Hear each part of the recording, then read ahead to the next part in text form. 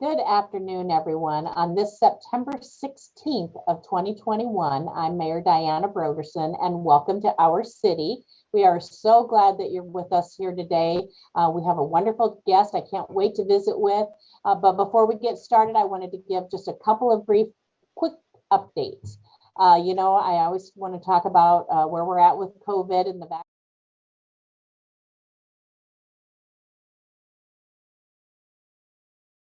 in Muscatine County as of yesterday.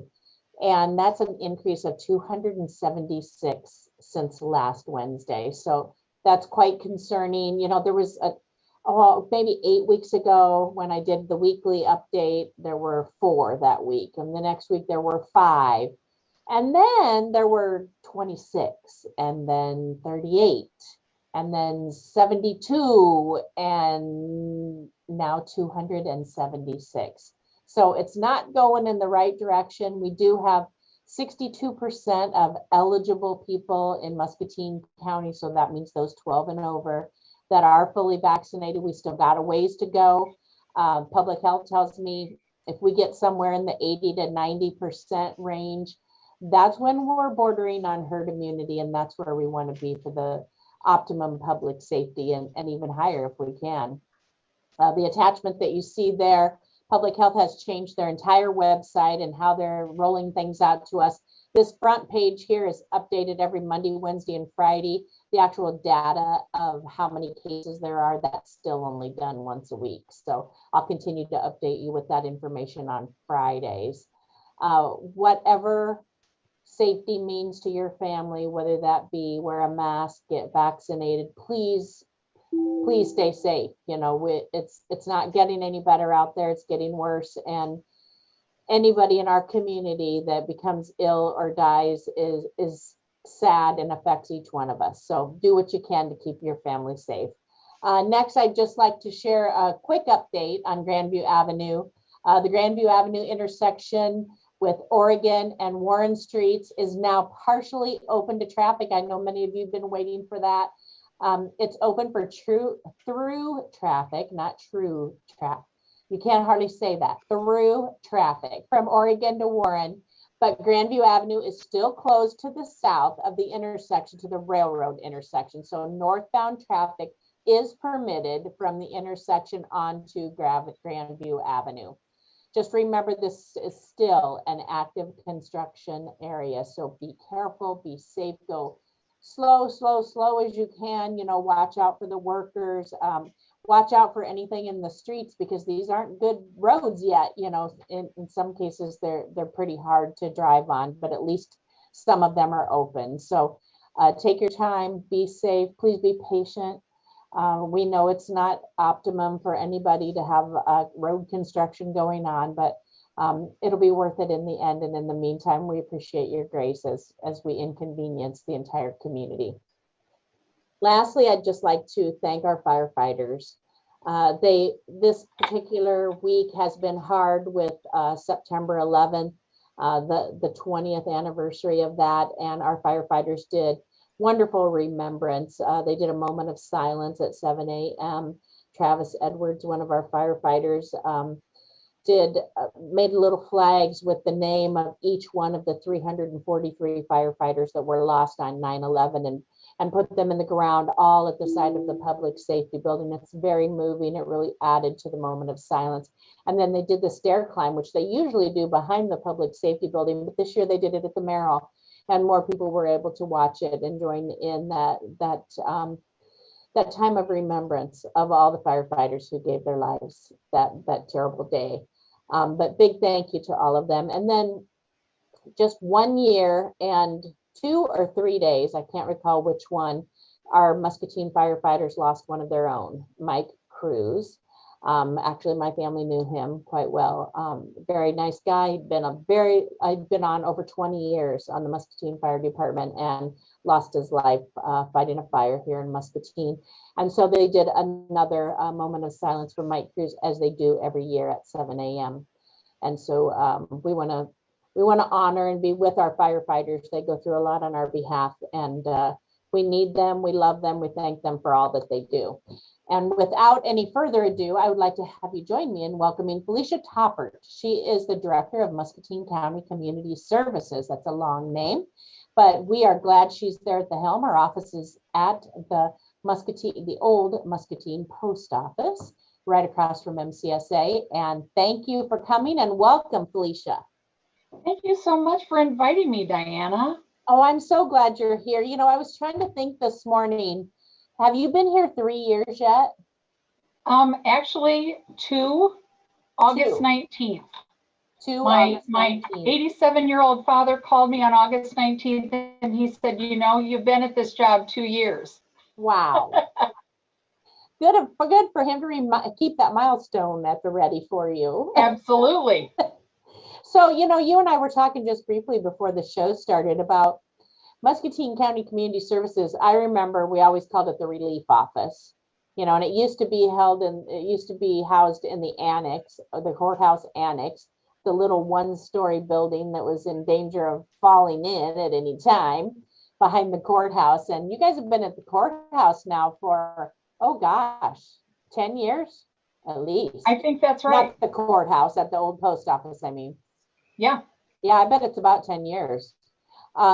But things have changed so much.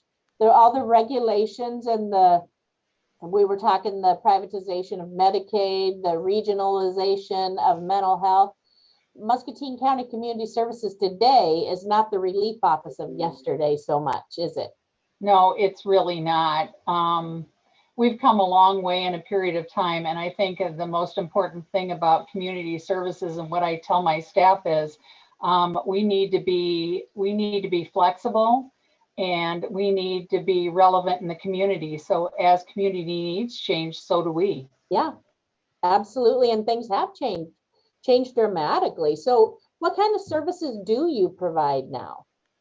You know, we still have our trust program, and that means that we take guardianship, conservatorship, or become payee for those folks that are not able to do that or don't have family or friends that can do that for them.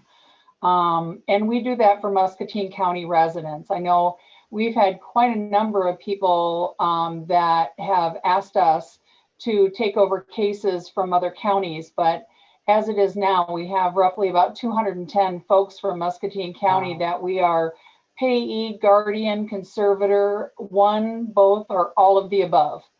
And it's a great service. It is really a great service. And we're one of the few counties in the state that is still doing this. Well, you know, you think of those folks who have a disability of some sort, probably mainly a mental health disability.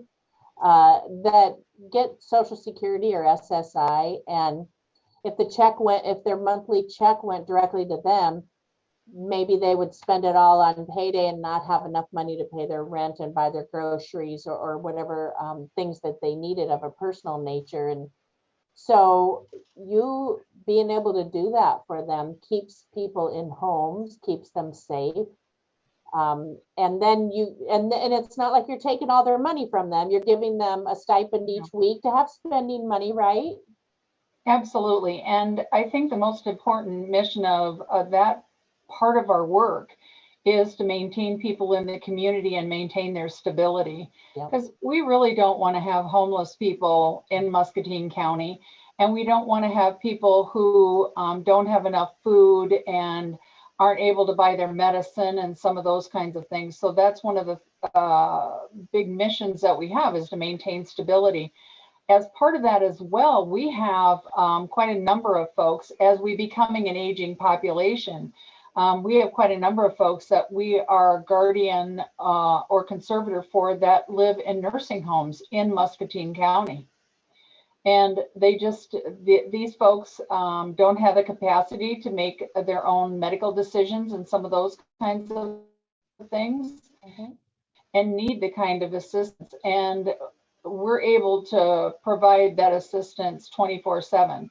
So I have 2 trust workers who are on call. I can be on call for any kind of a medical emergency that occurs for any one of the folks that we deal with.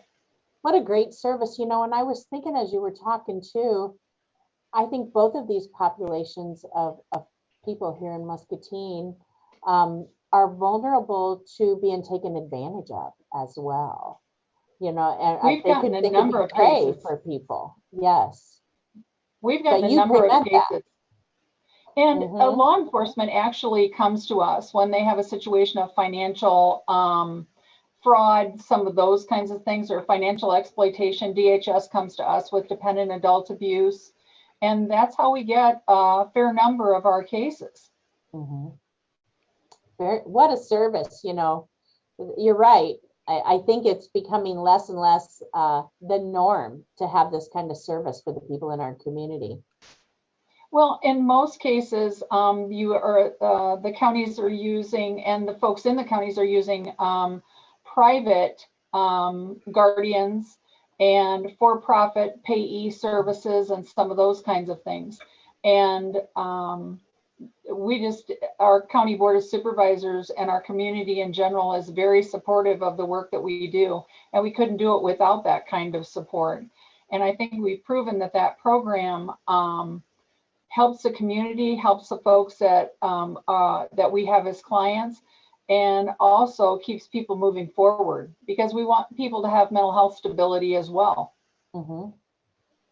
Absolutely. And if it was turned over to a for-profit group, then more and more of that, more and more of the money that the folks had, which some are very limited in their income, there would have to be some of that shaved off the top for the for-profit business by keeping it in-house in the county. We're able to keep any of that overhead extremely minimal. Yes, absolutely. Good. What other kind of things do you do? We have, I'm sure you've talked to Jen Watkins, but I don't know that everybody in the community knows Jen. Yes. She handles all of our VA folks and family members, and she does a tremendous job in being able to connect our veterans with the kind of services that they need, and being able to navigate all of the systems that are involved with veterans.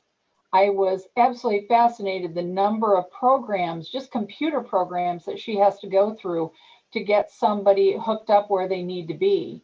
And she does the arranging for van services so folks can get to the VA hospital and that sort of thing. So she does an amazing job. And I know that we want to get the word out there that she's there for folks. Mm-hmm. And it really doesn't matter what particular war or conflict the person was involved with.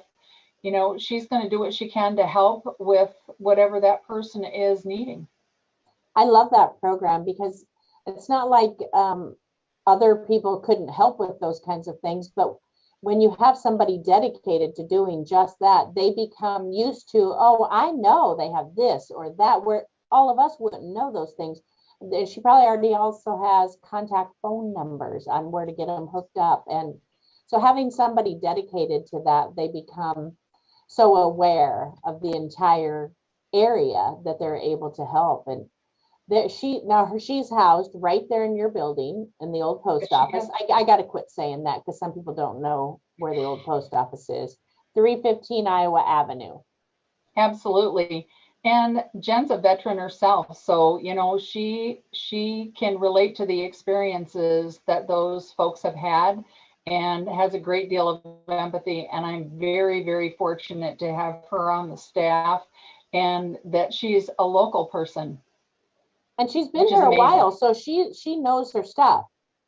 Yes, she does. Yeah, very good. So people can just walk in or call and make an appointment, either one? Either one. Are you, I guess I should start with that. Is your building open to the public now? It absolutely is. Okay.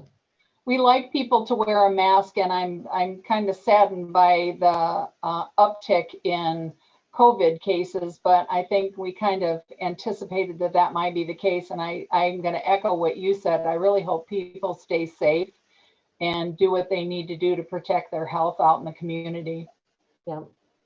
You know, I talked to one group yesterday. I was in a meeting, and one group said, you know what? Our place never stopped wearing masks. And she said, and so it's really easy for us to just stay, but some of us that stopped wearing masks, it's harder to restart than those who just kept it up all along.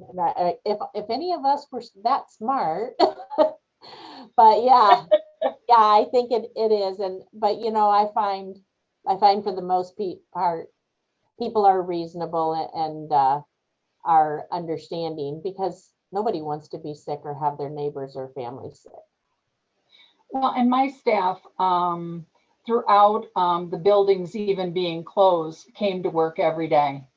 Oh, did they? And felt that it was exceptionally important for them to be in the office and available as people needed assistance. And we actually adapted some of our work to COVID precautions. It used to be that we had folks that would come in for their personal money checks and some of that kind of stuff through the trust department. And we started mailing things to make sure that we could keep people safe. And I think that's worked out very well for us. We've had a few glitches with the Postal Service, but that being said, I think it's worked out very well, and it helped the staff, for those folks that live in supported homes, to not be out in public as well and having to do all of those things. So sure. Yeah. I have found that some of us, many of us, have navigated to different processes as a result of living through the pandemic that we have found are actually better than what we were doing before, and we may keep some of those. I totally agree with that. Our general assistance program, which is what you remember as the old relief office, those changes, we've adapted to all of the differences that have occurred. So during COVID, folks were getting almost full food assistance, if not more. And so we didn't have as many folks that needed assistance with food or non-food items and some of those kinds of things. And we didn't have the level of folks needing rent and utilities because there was a moratorium on. True. And so now, with the moratoriums off, we have a lot more people who are in need of rent assistance and utility assistance and those kinds of things. And we have a group that works together to kind of process some of those cases. And so that group includes City Housing and ourselves, MCSA, and Community Action, Salvation Army. So we all get together as a group and talk about those cases to see how we can best help folks. And one of the things that we actually use at community services is that whole person concept. And that whole person concept says that you need to look at the entire person to be able to help. The one thing that they're coming for, rent, maybe isn't the issue. Maybe the issue really is mental health, or there's been some kind of a trauma or tragedy in the family. And we need to help them address that in order to keep the person stable. So that really is our goal, that whole person concept. And I think that really leans towards prevention as well. And we all, I think, would rather have more of our eggs in the prevention basket, because that's more things that this person didn't have to endure negatively if we were able to prevent it. Even if we can fix it down the road, why should they have had to have experienced those negative consequences if we can prevent them from the beginning? Absolutely. And you touched on something that is near and dear to my heart, and that's the partnerships and collaborations. We, for many years, all of the different helping organizations worked in their own box. You do heat, you do housing, you do food.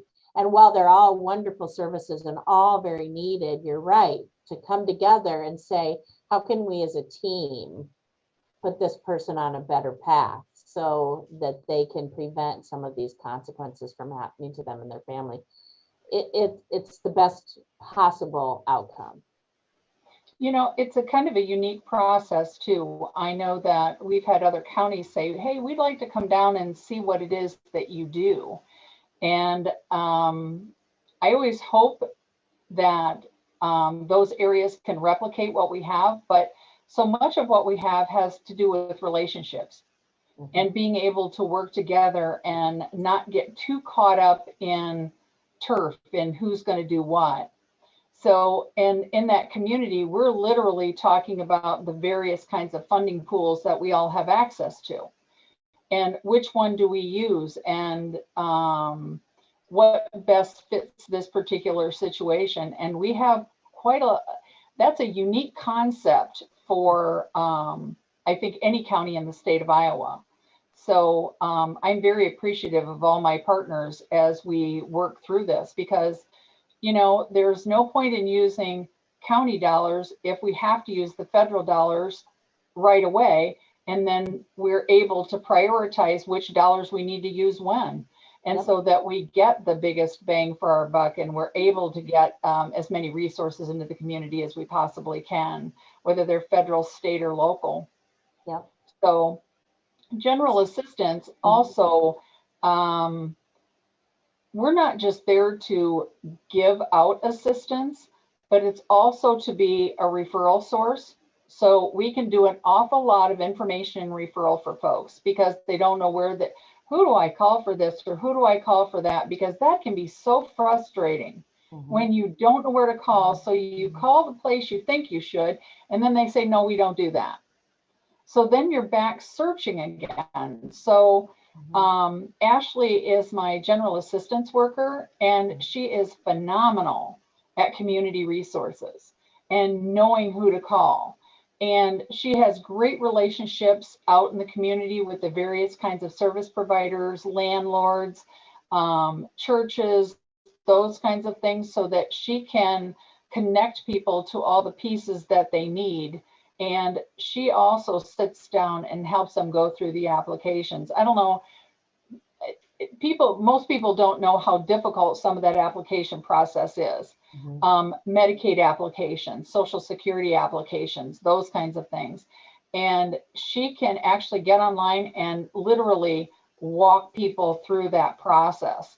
And she's another one that adapted our process a little bit. When our building was closed, she was doing an awful lot of that over the phone, and even doing some of it by Zoom for those folks that were really adept at using their phones. So we have a real broad bandwidth in terms of general assistance. Well, you know, and you touched on how daunting of a task it is to fill out these forms. For the best of us, it is. You know, for those people that even have done it before, it's not a quick and easy. And so then you put yourself in the position of someone who's struggling in a crisis because the landlord's beating on the door, or I don't think we're going to have enough food for supper tomorrow night, or, you know, I don't have enough gas in my car to get the kids to school today. So somebody that's in that situation, trying to sit down and, okay, now I'm going to do this, you know, 25-page form that needs to know all these documents. I don't know where they're at. We just moved in here. And so to have somebody help walk them through that is a godsend for them, I'm sure. A lot of folks come in and they're just frantic. Yeah. Just frantic. Yeah. And Ashley does a great job in getting everybody to calm down and feel like she's going to be there to help them. And even when they've gotten assistance, they've even called back and said, can you help me with this, or can you help me with that? And that's really what we want to be, is a resource to the community.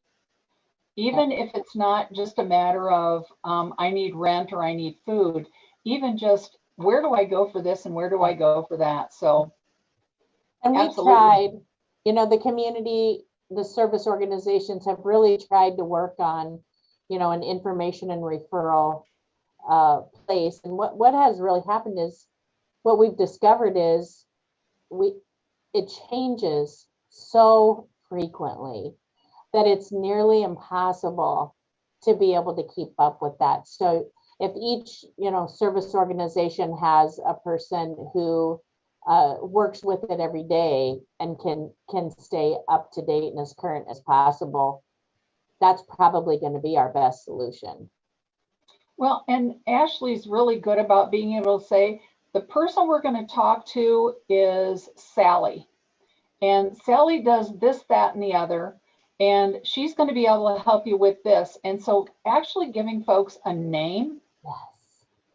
is amazing, as opposed to just calling up and saying, I don't know who I need to talk to. I want to talk to them about this, and asking a receptionist or an office clerk to try to figure out where they belong.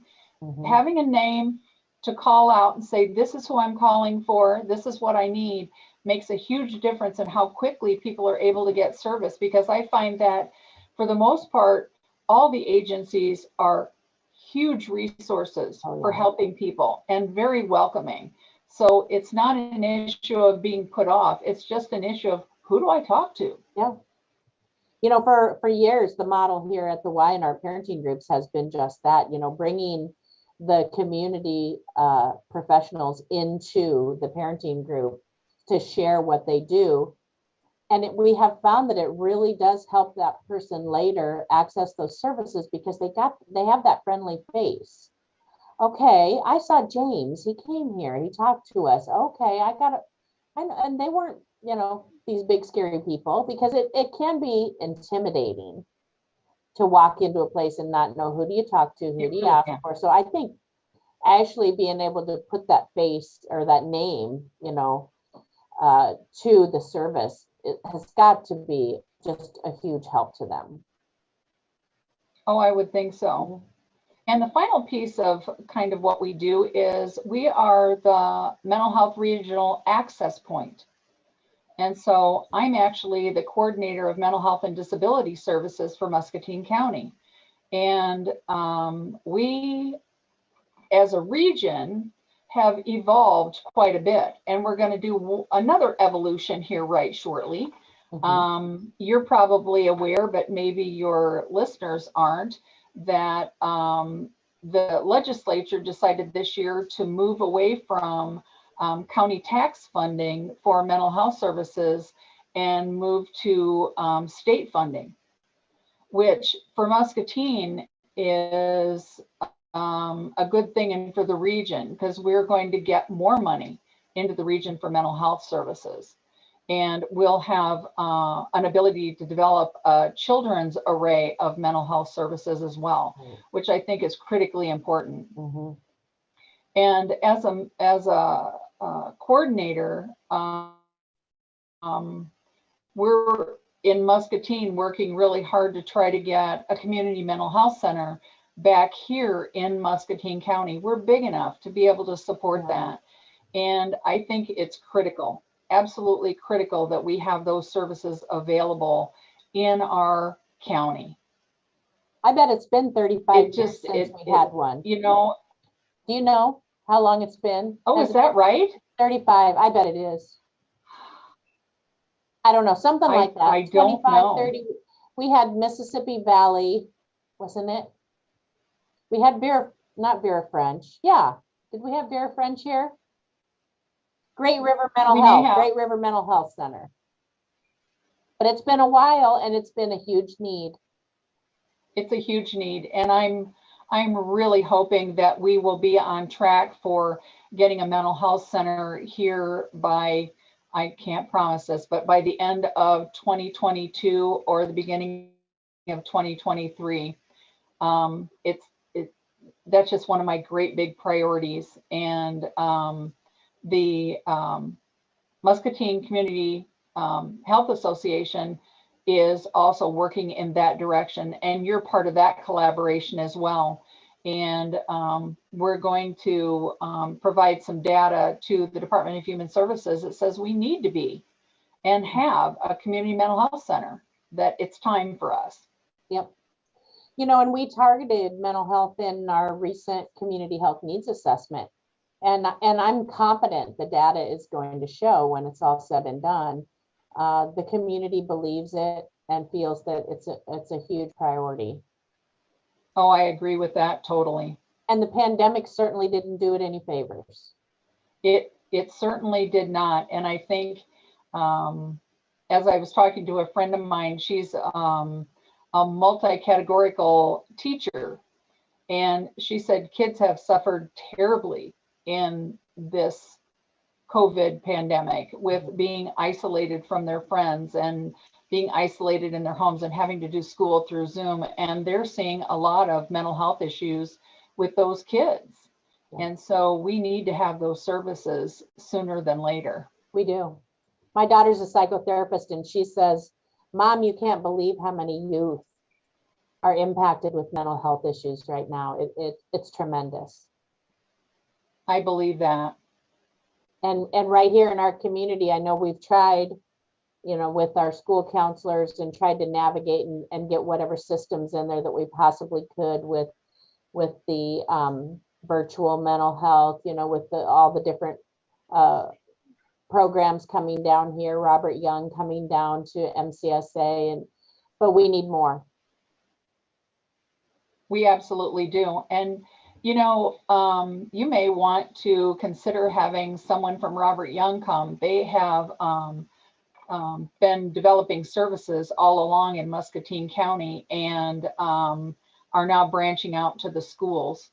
So they have quite an array, and they are applying for supported employment, an IPS program for folks with mental health issues that assist them to actually gain competitive employment. It's not sheltered work, it's not like that, but it's about being able to support an individual that has mental health issues to get a job at H&I and be successful in that job and manage competitiveness. Because what we know by data and experience is that folks with mental health issues, however chronic, do tremendously better when they're employed, because they have a reason to get up in the morning, and they have a reason to take their meds, and they have a purpose in life. So I'm really hopeful that they get the approval from the state of Iowa Department of Human Services to actually do that. And many of them are extremely capable, but maybe they need just a few supports. Maybe they need an extra day here and there. Maybe if they're having a terrible, terrible day, it's okay for them to call in sick at the last minute. And maybe if that can be worked into their job tasks, they'll find that those times are less frequent, but you'll get good work out of them all the rest of the time. Absolutely. And it's worth it. It's worth it. Absolutely. Yeah. Well, I know the mental health world has just been continually changing for you, and must fill a great share of your day. It does. It absolutely does. Well, you know, you get folks that don't know where to go, or they don't know what to do. And then we've got folks that have mental health issues that go to jail for some reason or another. And we need to help them when they get back out of jail to get reestablished in the community and get their meds and get them back on track again. So, you know, it's a constant process. Sure. And you've got also, you know, one of the things that I've tried to talk to a few folks about is sometimes you have parents who have done everything that they can to keep their young people from ever getting a diagnosis because they didn't want that on their record. But what we find now is that can actually harm them in getting long-term services available. Yeah, it absolutely can. And I know people worry about the stigma that goes along with a mental health concern. But by the same token, I think there are more benefits to those kids than there are harms. I think those kids need the extra assistance, and that assistance is available if somebody is aware of it. And it becomes really important, especially in the educational system, whether it's at the elementary level or at the college level, that they have that assistance to be successful. And I would love to say that I hope and pray that our community is coming more and more tolerant of people that have varying abilities. We're all different in some ways, and we need to be able to be accepting of each person's individuality without poking fun or expecting them to be like everybody else, because we're not. Absolutely. So hopefully we're all becoming more tolerant. I would like to say that. I would hope that our community continues to become more aware because we need to be aware of folks, signs of folks becoming suicidal, and signs of folks that may be having a crisis for whatever reason. And I think it's really important that we use the crisis system that we have in place, because it's an amazing system. We are way ahead of the game. I love the crisis line number. I share that all the time. I couldn't tell you what it is right now, but I know I've got it somewhere here that I could probably reach it. There it is, 1-844-430-0375, 24 hours a day. And someone will help you. You're not alone. You're not alone. And we have mobile crisis here in Muscatine that we can take advantage of. And that means that there will be folks that can actually come in person and talk to the individual and see what kind of assistance they can provide. And that's true of somebody who's having a crisis at MCSA shelter, or somebody who's having a crisis in their home. And we don't define a crisis. I mean, what's a crisis for me may not be a crisis for you at all. But that's a great service that we have, and there's no cost to the folks that are calling.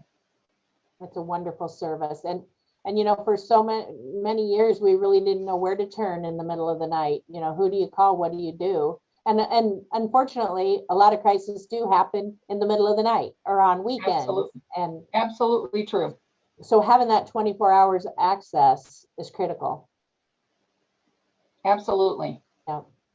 And I love all the work our law enforcement are doing, in learning more and more about how to respond to situations where a person with a mental health illness is there involved, and becoming more and more aware. Well, and we have the Sheriff's Department is going to get trained in mental health first aid in the month of October.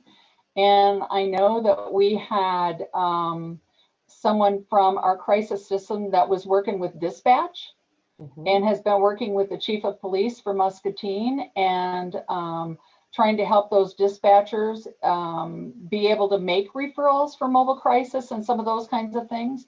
Because it's not always a great thing for an officer to show up at a crisis. Sometimes it's better to have just everyday crisis person come and not have a squad car be there, because that just may add to the crisis in the first place. So oh, sure. Let alone, they're worried about, okay, now what do the neighbors think, and or just the craziness of it can really add to it. And I love the program. Artist Light started doing it here several years ago, and she's since retired, but I know they're carrying it on, called Handle with Care. And so if a police officer responds on an evening to a home that has a school-age child in it, they'll make a call to one specific person at the school, not tell any specific things, but just say, Joey Smith, Handle with Care, and they get that note to the teacher. And maybe that child is going to be a little more tired that day, or maybe he's going to act up a little bit that day, or be more quiet, and just to give the teacher a heads up, hey, something happened in his home last night. Absolutely. That's all they need to know. But sometimes we all need that. I agree. I'd like to put a little note on me sometimes. Handle me with care today, because I had a rough night. You never know. But yeah, I love that program, and that's, again, all of us working together. Absolutely. Yep. That's when we're going to have those positive outcomes that Muscatine not only needs, but deserves to have. They're professionals working together for the good of the community. And we're doing it right now. I feel it. I see it.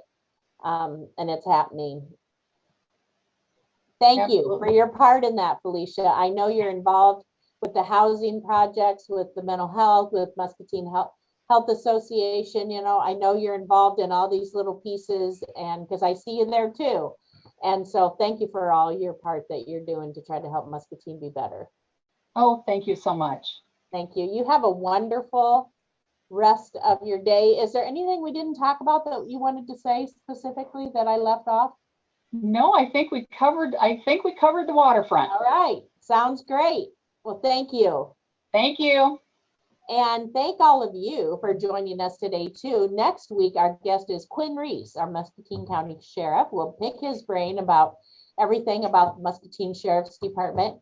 We do have a city council meeting tonight at 7 o'clock. You can join us virtually or in person, and you can find the log on the city's agenda on the city's website. So you'll be able to find it fairly easy. Big thanks to Felicia for joining us today. Have a great rest of your week, and we look forward to seeing you here next week on Our City. Thank you.